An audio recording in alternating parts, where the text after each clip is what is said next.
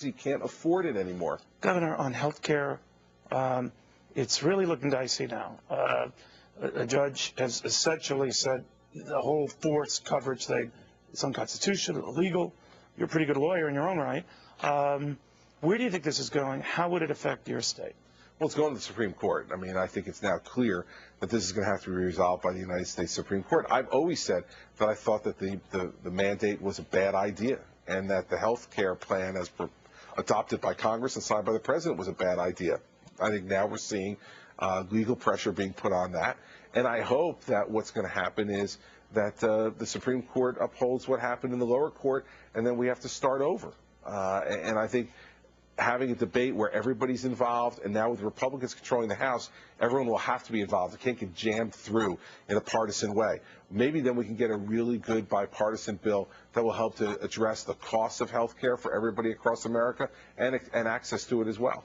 If I can ask you a personal question, Governor, recently you were invited to the White House state dinner for Chinese President Hu Jintao, and you were one of maybe two Republicans who showed up. John Boehner, the Speaker, declined. Mitch McConnell did not go with his wife, Elaine Chao. What did you think of that?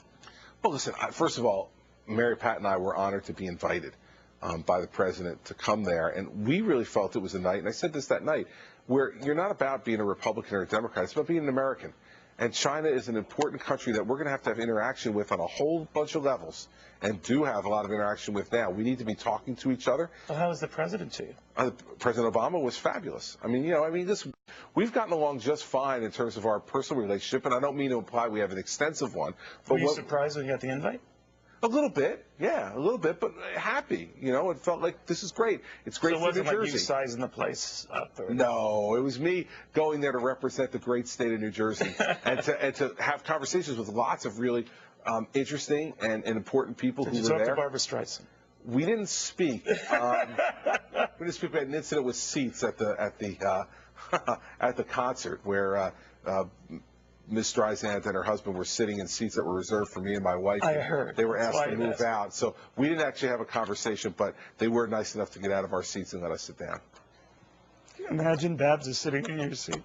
Go! We'll have a lot more with Governor Christie.